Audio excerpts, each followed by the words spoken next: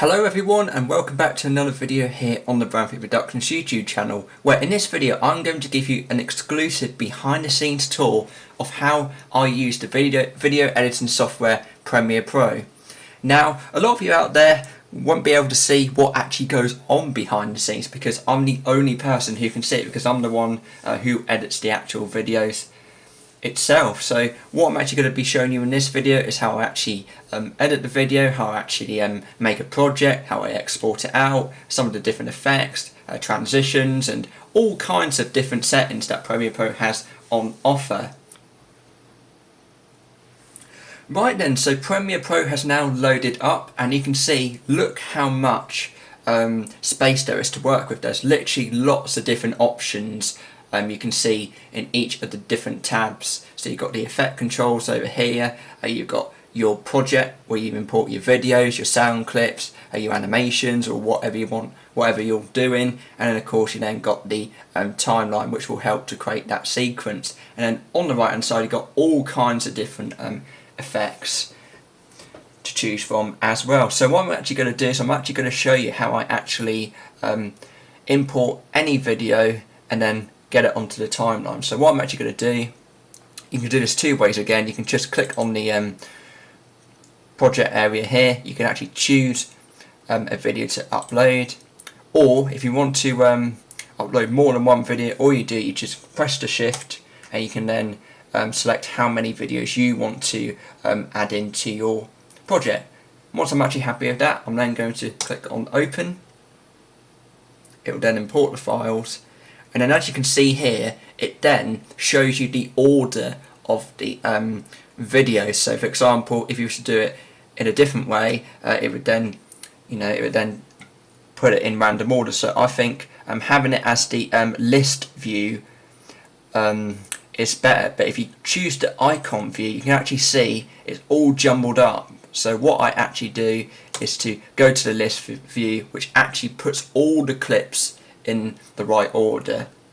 So moving on to creating this timeline, you can actually see here there's no clips inserted into the timeline. So to do that, I'm actually going to click on any clip I want. I'm then going to click and drag it all the way to where it says drop media here to create sequence. I'm then going to let go, and then there you are, it creates a simple timeline. Now on the timeline we've actually got these different settings here. So what we've actually got here, we've got V1, V2, V3. So what this actually means is the video. So for example, if you want to have a video on this one and then you want to add another video on here, you go to V2, or if you want to do another video, go to V3. So you can literally just put them on top of each other. And the same goes with the audio. Instead you've got A1, A2 and A3. And you can have as many as you want until it runs out of space. But seriously, you've actually got plenty of room. So if you used to add another track, you can it'll be V3 and then V4 and so on. But yeah, here is the timeline. So what I'm actually going to show you is this blue box here actually represents your entire video. So you've actually got the name of it, and then you've got how loud the sound is. So you actually see here, we've also then got the effect controls where you can actually have a go at changing some of the settings. So for example, you've got your positions, you can actually move it from left to right, and then you can move it up and down, and then you've got the scale which allows you to zoom in or zoom out depending on what sort of media product you're creating. And of course you then got rotation, which allows you to rotate the actual video. And then for example, if you used to make a mistake, you've got these little reset arrows that reset the actual clip. So for example, if I was to do something like that, and rotate a bit, and then I get it wrong, we can restart that, and then we can just click on each of the arrows, which will then reset the whole project back to its original appearance. So yeah, that is the effect controls. We've also got a audio clip mixer. So if we click on that, you've actually then got how loud the video is. You can change the slider all the way down. If it goes all the way down too much, it will come up with a a line with a sideway 8, which means there's no sound. If it goes all the way up to 15, but we actually want to stick it at 0. If you want to reset it at 0, just type in 0 and it will take you back to how loud it was originally before.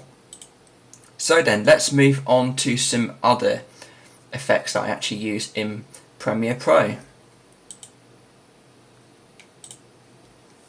So I'm actually going to show you how I actually trim each of these clips. So for example, if I actually wanted to get rid of something that I really didn't like, whether it was, playing around the camera at the beginning, or where you have the really quiet bits, all I'm actually going to do is I'm going to press the space key, it will play the video, and then if I'm someone who doesn't want to, we can just use the razor tool, which is the fourth icon down in the list. It looks like, I don't know what it looks like, but it does look like a it just looks like a card that's been cut. So we can then select anywhere we want. It will then cut that piece of clip out, and all we then do is go on the cursor, select that clip, and you can see it's then deleted. And as you may notice, the time actually decreases. And if I was to go all the way to the end, around about here, I could then use the same tool again, click there, and then delete it, and then of course it is now gone down again. Now, another thing that I actually really like using in Premiere Pro is the text tool, or the type tool, whatever you want to call it, which is the T icon all the way down at the very bottom, and you can literally put the tool anywhere you like, as long as you actually have the clip selected and making sure that the cursor icon is there. So we actually want to click anywhere we want, and you can see here you then got a red box, which means this is ready for the text to be typed into the piece of footage. What I'm actually going to do is just put in text example, and we can then move it anywhere we want. So if we want it on the left or the right, I'm actually just going to put it on the left hand side for now. And we can then go into the effect controls, and you can see here we've then got the text, and we can then click on the little arrow, which then gives us a whole variety of different options, such as changing the font size. If we wanted to go for more of a bolder text, we can just use the bold. We can make it, we can change the size of it as well. We can position it in the middle, the left or the right. We'll just do it for the left for now. You got your bold. You can make it italic. You can put it in all capitals, all small capitals. All these different options here. But yeah, seriously, you can also change the colour as well. You can change it to, if you want it to like a red or an actual blue, any colour you want, but we'll just keep it at white for now. And then of course you've also got the stroke effect. So for example, we'll add a red stroke effect, and you can see here if we click and drag that number on the right hand side, you can see how big the outline of the text is going to be. And the reason I actually use this is actually to make it a little bit more attractive, a bit more professional, because if it was just plain it wouldn't look great at all. So that's why I actually used the stroke effect for that. And of course you then got the background and the shadow as well. And then you can also position your text just like you would do for an actual clip, and there's all different kinds of options down here. Now on the right hand side of your video that you're actually creating, you can see here there are lots of different effects that you can actually see on the right hand side. So you've got lots of different presets already set. You've also got some other effects. You've got audio effects, you've got transitions, audio transitions, video effects, and video transitions. So I mainly use transitions for this video.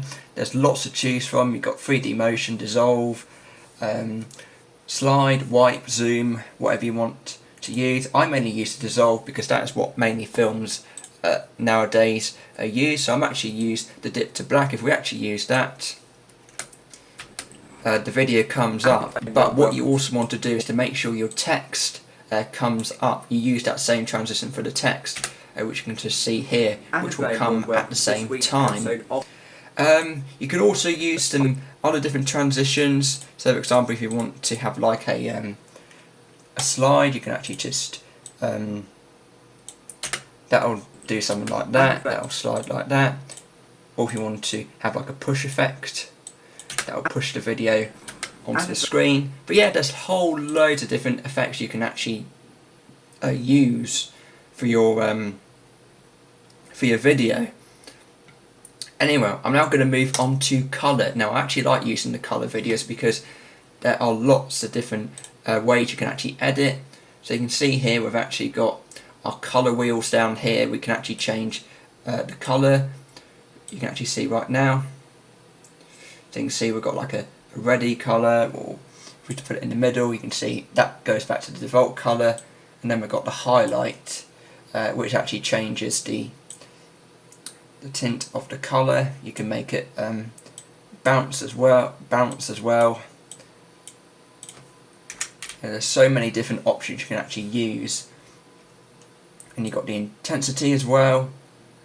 You can change it how intense you want it. You can also use it as a faded film as well, make it a little bit classic.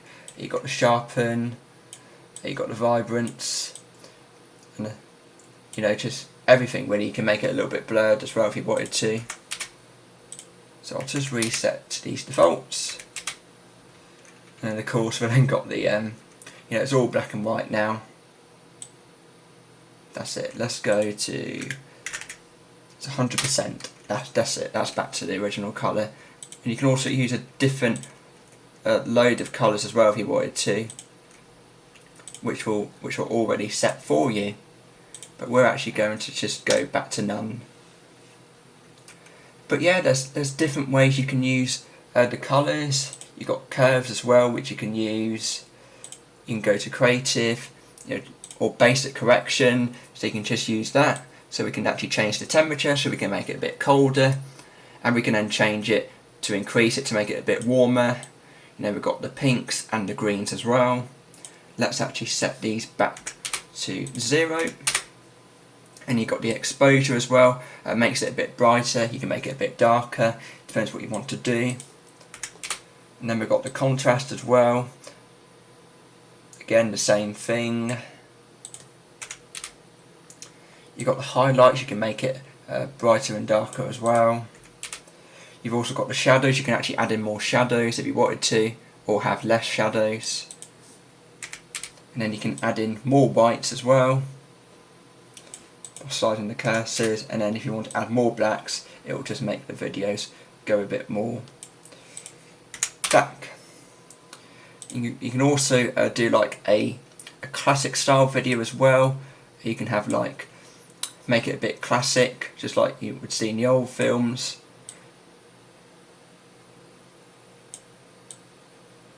You know, it depends what you want it to be like. So we'll just set these back to 0. There we go. But yeah, so that was all the colour options available. So we're nearly coming up to the end of this really nice behind the scenes tour video, but there's actually something really important I want to tell you. Now you see this little red line you can actually see right at the top of this video. That actually tells you that is not rendered. So when you actually play the video, it does sometimes go a little bit funny, it does go a little bit laggy, and it just goes a little bit slow. But what I normally do is, no matter how long it is or whatever video I'm actually doing, I always go and render this video. So I'm actually going to go into sequence, which is right at the top, and then I choose the third option down, which is render in to out.